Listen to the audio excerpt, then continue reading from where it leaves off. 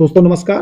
दोस्तों आज का विषय है कि आप कोई मुकदमा दर्ज कराते हैं थाने में। आप उस मुकदमे के शिकायतकर्ता हैं या वादी मुकदमा हैं, और उस मुकदमे का जो भी विवेचक है वो विवेचक सब इंस्पेक्टर या इंस्पेक्टर या कोई सीओ हो सकते हैं, या और भी ऐसे विवेचक विवेचक हो सकते हैं जो पुलिस ऑफिशियल्स के बजाय और कोई इन्वेस्टिगेशन एजेंसी हो, सीबीसीआईडी है, सीबीआई है, सीआईडी है, और भी कोई हो सकते हैं। तो ऐसी स्थिति में जब विवेचक आपसे आपकी बात ना मान करके, आप जो उसको एविडेंस दे रहे हैं, जो बता रहे हैं, उन तथ्यों की जांच ना करके जो एक्यूज्ड पर्सन हैं उनसे मिल जाए और आपके खिलाफ वो बातें लिखने लगे, तब उस स्थिति में आप उस विवेचक से अपने मामले में आरोप पत्र कैसे प्रेषित करवाएंगे? चूंकि आपके पास उसके एविडेंस हैं, साक्ष्य हैं,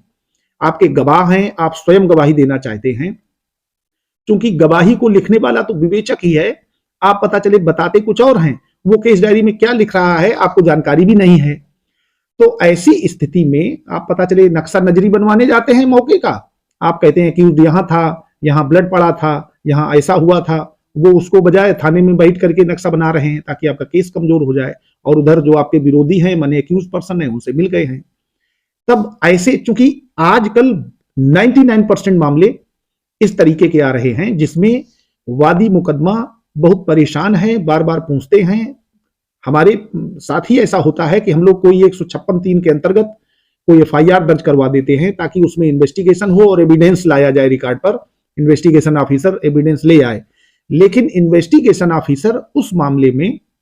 एक्यूज पर्सन से मिलकर के और उनके पक्ष में बहुत सारी चीजें ऐसी छोड़ देते हैं, लूज होल्स छोड़ देते हैं और सही विवेचना नहीं करते। तो उस दौरान क्या किया जाए? दोस्तों इस संबंध में मैं कहना चाहूंगा कि सबसे पहले जो वादी मुकदमा है वो उसी एफआईआर के अनुक्रम में जो उसमें आपने बताया है, जो जो चीजें लिखी हैं, आप एक कोर्ट में, चूंकि बाद में भी आपको कोर्ट आना है, जब चार्जशीट आ जाए तो बयान देने आना है, तो आप अगर आपका गंभीर मामला है, आपको लग रहा है कि एक्यूज पर्सन को इन्वेस्टिगेशन ऑफिसर बिल्कुल बाइज्जत छोड़ देगा और एफआईआर सबमिट कर देगा, तो आप उसी अपराध से संबंधित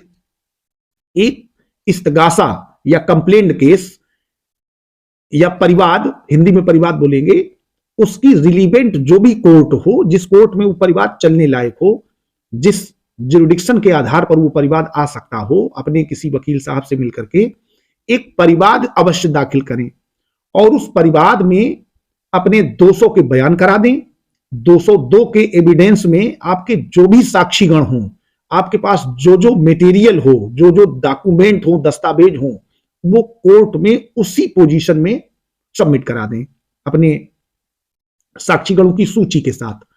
और वहां पर आप सबकी गवाही करा दें। गवाही होने के बाद न्यायालय में एक प्रार्थना पत्र दें कि सर इस मामले में एक विवेचना वहां पर चल रही है और उसमें भी पुलिस से रिपोर्ट मंगा ली जाएगी, क्या प्रोग्रेस हुई, क्या किया, और इससे बीच में मैं इतने इतने ये सो एंड सो डेट में इनको चिट्ठियां भेजी, उच्च अधिकारियों से भी कहा, लेकिन क्या स्टेज है ये जरा दिखवा लिया जाए। तो वहां जो पीठासीन है वो मजिस्ट्रेट को पूरा पावर होता है और वो उस थाने से एक उनसे रिपोर्ट मंगाते हैं कि क्या इस मामले के संबंध में कोई इन्वेस्टिगेशन पेंडिंग है। अब दोस्तों इसी जगह आप गौर से देखिएगा,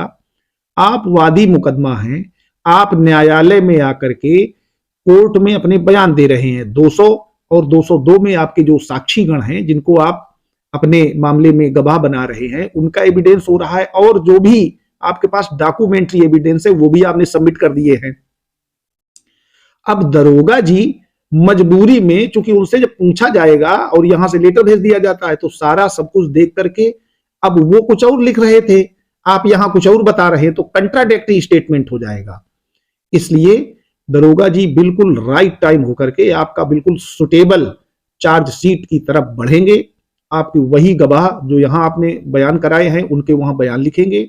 और बयान लिख करके आरोप पत्र, और आरोप पत्र में अगर एलिगेशन ऐसा है जिसमें 7 वर्ष से ऊपर की अवधि का आरोप है, कारावास की अवधि का आरोप है, तो उसमें उस मामले में गिरफ्तारी भी करेंगे, और गिरफ्तारी से बच नहीं सकते, गिरफ्तारी करके उनको एक्यूज्ड पर्सन को जेल भी भेजना पड़ेगा, रिमांड उनका जाएगा, और कलेक्शन ऑफ एविडेंस करेंगे। अगर कोई ऐसी चीज है जिसका कलेक्शन होना आवश्यक है तो वो उनको मजबूरन करना पड़ेगा। तो दोस्तों ऐसी स्टेज में, क्योंकि अक्सर आपने एफआईआर दर्ज कराई, आपका राइट बनता है कि बिल्कुल सही इन्वेस्टिगेशन हो। जो भी पुलिस ऑफिशियल्स हैं वो आपके पैसों से जो टैक्स आप दे रहे हैं, वो डायरेक्ट इनडायरेक्ट जो भी टैक्स हो, उस टैक्स के पैसे से ही उनको वेतन मिलता है। तो उनकी मोरल रिस्पॉन्सिबिलिटी है कि वो बिल्कुल सही काम करते हुए बिल्कुल न्याय की जो प्रशासन है, न्याय का प्रशासन है, उसकी गरिमा बनाए रखें और उसको बिल्कुल सही तरीके से प्रोसिक्यूट कराएं। अगर किसी व्यक्ति ने अपराध किया है, उसका एविडेंस आ रहा है, तो उसको निश्चित तौर पर सजा दिलवाना पुलिस का ही काम है। और अगर कोई व्यक्ति निर्दोष है तो उसको कभी फंसाए नहीं। ऐसा लग रहा है कि निर्दोष है, इसके विरुद्ध कोई साक्ष्य नहीं है, केवल रंजिशन उसको झूठा फंसाया जा रहा है, तो मुझे लगता है किसी निर्दोष व्यक्ति को कभी प्रोसिक्यूट नहीं कराना चाहिए। उससे उसका जीवन का वो क्षण, वो समय जो उसको दूसरे काम में लगाना चाहिए, वो कोर्ट कचहरी में और कई जगह बर्बाद होते हैं। तो दोस्तों हमारी राय यही है कि जब भी आपको लगे कि इन्वेस्टिगेशन ऑफिसर या दरोगा जी या जो भी विवेचक हैं आपके मामले में उतनी ज्यादा गंभीरता नहीं दिखा रहे हैं जो उन्हें दिखानी चाहिए, आपने एफआईआर जरूर लिखवा दी है लेकिन वो अंतिम रिपोर्ट की तरफ बढ़ रहे हैं, एक्यूज पर्सन से मिल गए हैं, उनसे कोई उत्कोच ले लिया है या लेने वाले हैं, तो ऐसी स्थिति में जो मैंने प्रोसीजर बताया कि आप कोर्ट में 190 सीआरपीसी के अंतर्गत आप कंप्लेंट फाइल करें और उस कंप्लेंट में आप अपने 200 के और 202 सीआरपीसी के अंतर्गत जो भी और आपका एविडेंस है, जो साक्षीगण हैं, उनको यहां परीक्षित करा दें।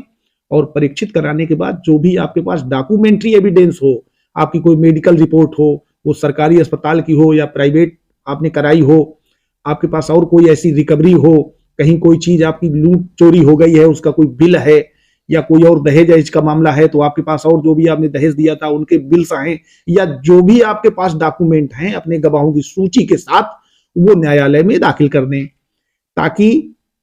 जो इन्वेस्टिगेशन ऑफिसर हैं वो न्यायालय से ये ना बता पाए, न्यायालय में ये ना छिपा पाए कि मैंने इन तथ्यों को नहीं देखा। तो जब ऐसी स्थिति आएगी तो कोर्ट में उनसे पूछा जाता है, वो रिस्पॉन्सिबल है कोर्ट के लिए, उनको इन्वेस्टिगेशन ऑफिसर बनाया गया है और हर व्यक्ति से इन्वेस्टिगेशन नहीं कराई जाती,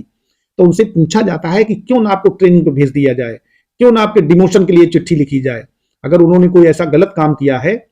नहीं तो अगर वो सही कर रहे हैं कोई, तो आपको ये सब लाने की आवश्यकता ही नहीं है। तो दोस्तों इस प्रोसीजर को फॉलो करें। मुझे लगता है कि जब किसी इन्वेस्टिगेशन ऑफिसर पर ये शिकंजा आप कसेंगे तो वो बिल्कुल सही तरीके से इन्वेस्टिगेशन करेंगे और आपको उस मुकदमे में लाभ मिलेगा। आपने चूंकि शिकायत की है और शिकायत आपकी सही है, उसमें आरोप पत्र आएगा और उसको लास्ट तक आप ले जाएंगे तो उसमें सजा भी होगी। और दोस्तों अगर कोई गुनहगार है जिसने कोई अपराध किया है उसको सजा अवश्य मिले, और अगर कोई निर्दोष है तो उसके खिलाफ प्रोसीडिंग भी ना हो। इसी उसके साथ आप लोगों को आज के वीडियो में धन्यवाद, नमस्कार।